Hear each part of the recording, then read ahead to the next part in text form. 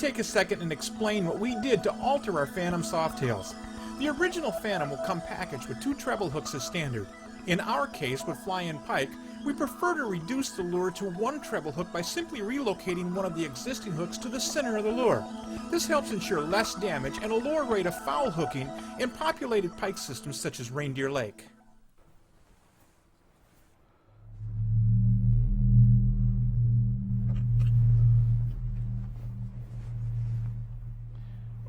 Here it is. Look at that thing. Oh, come on, man.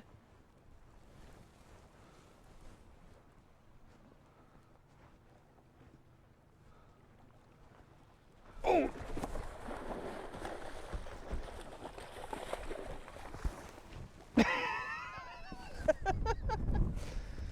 How about them apples?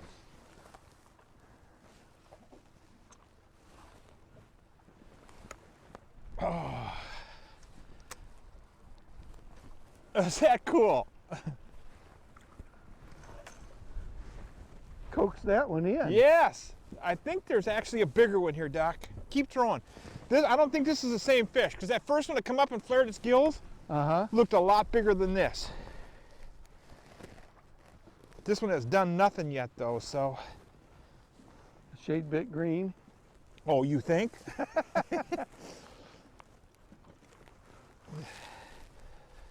She's done nothing. I'm kind of afraid to get down there with her.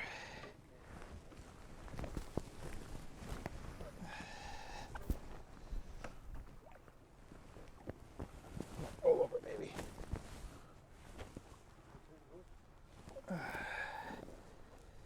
Should we turn the boat, Bob? I might get her now.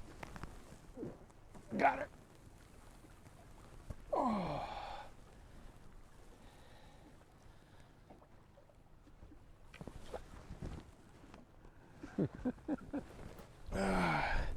That other one was much, much bigger than this that just came in. There's a pair of, maybe more than that off these rocks. Folks, what we're doing, we're in a river. Let me get her back. Jason's brought us into a dark water river. We're up here at Reindeer Lake, at Lindbergh's Reindeer Lake Lodge, as you can see.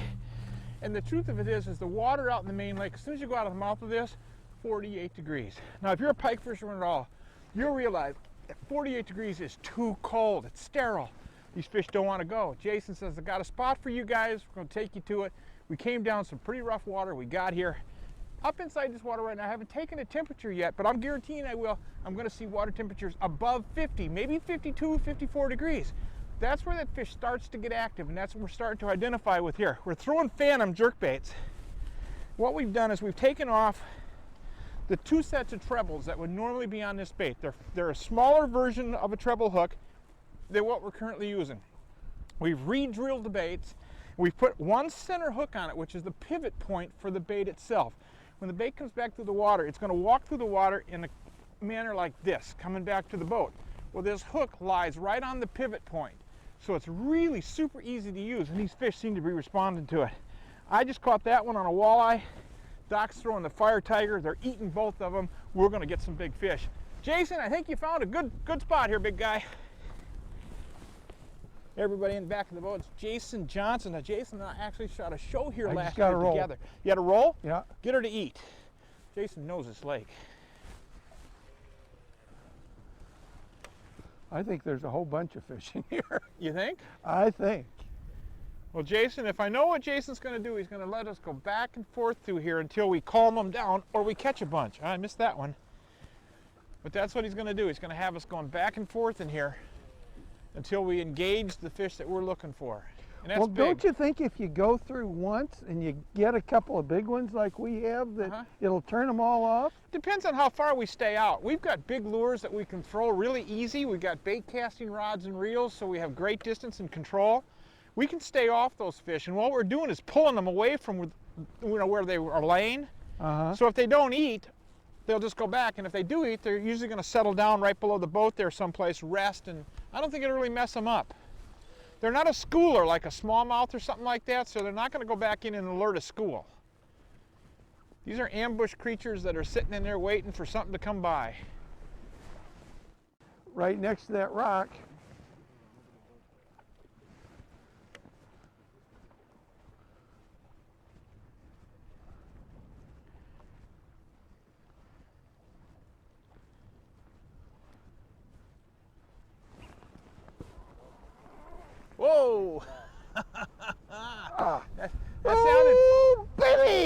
been pretty good. I found one today. Oh yes. Oh, yeah. yes. Oh, that's a nice one. Oh. Oh, that's a nice one. Ooh, baby. Oh yes. That's 40 plus, Doc. Yeah. Hey, Jason. He's a little green. Yeah, a big old wart on his head.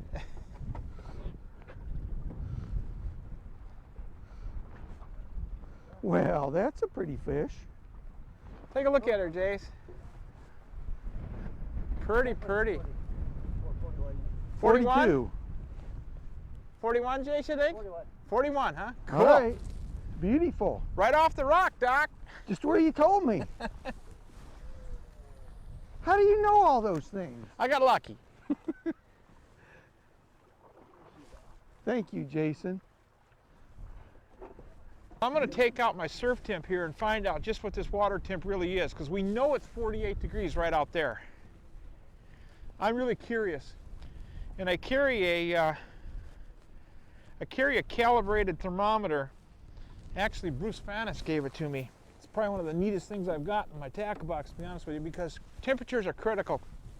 You come into a lake like this, 48 out there, 42, 44, excuse me, 52, 54, 55, 57 at the end. Well, as you progress up in the water column in temperature, until you get to 65 degrees or 62 to 65 degrees, the fish continues to get more and more active, metabolizes quicker, has to eat a little bit more, so consequently you have a better shot at it.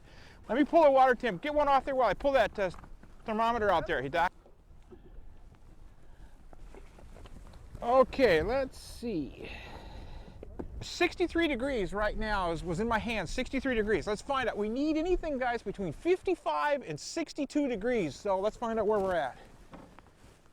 This is very instantaneous. Bruce Fanis gave me this. It's an awesome tool. Folks, we're at 57.3. 57.3 means our pike are really starting to get into the activity curve as far as the temperature is concerned, and that is so critical. Oh, let's get us some more fish, huh? I'm ready. Here, I'm in the air. It's cooling off even more than the water. So if we had sun in this formula right now, this water out here would be radiating even more, and we'd be getting more fish. Good job, Doc. Let's stick some big ones. Jason's got us on them.